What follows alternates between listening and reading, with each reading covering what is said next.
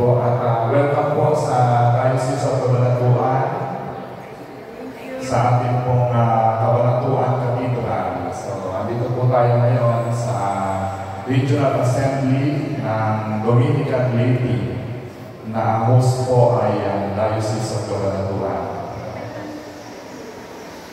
Ating po mga brothers and sisters from different dioceses, parishes.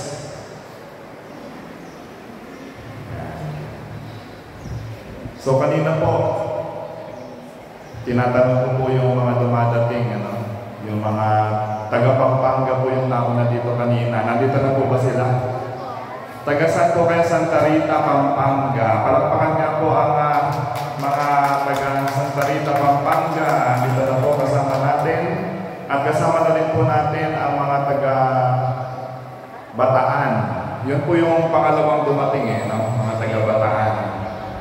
Opo. Then, yun pong nakatabi ko kanina sa upuan yung mga taga Bulacan. Andito na po ba sila yung mga taga Bulacan? Nandun sa likod. Nakita ko, kumakain na sila, sister. Then, yung ating mga brothers and sisters na OP ng Tarlac. Yan. Nakita ko na rin kanina doon.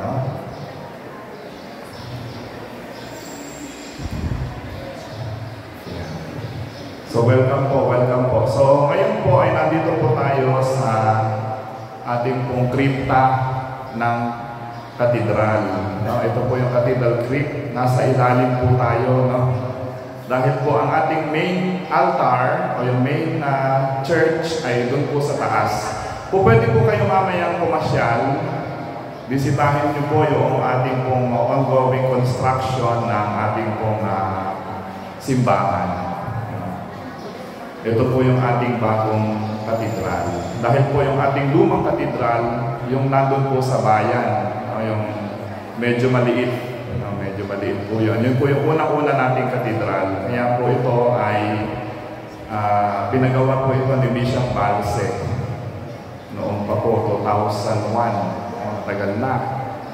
Kaya ito na po siya ngayon. Itong ating pong kinadulugaran.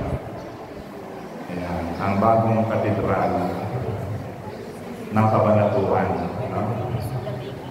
Opo, ilang sponsors na, benefactors. So, kaya po ako nagbibideo kasi po nagbablog po ako. Vlogger din po kasi ako Kaya po kasama po ito sa ating vlog ngayon. So, ang ating content ngayon ay yung ating Regional Assembly and Advent Recollection. So ngayon lang ulit tayo nagkita-kita. Nung una po tayo nagkita-kita ay nasa Umura. Tama po ba? Nagawi po ba kayo dito noon? Hindi pa yata kayo member ng Dominican Laity noon? Member na po ba kayo noon? Mga, if I'm not mistaken, 2016, mga ganun pa yun. Opo, 2016. Sa Umura po natin ginanap yung ating pong assembly dun sa orphanage. Sa orphanage po, kung saan naka-assign Sister Mary. Andito pa si Sister Mary sa Umura. Nung unang-una po nating assembly. Andito na po ba kayo nun? Opo. Ayun.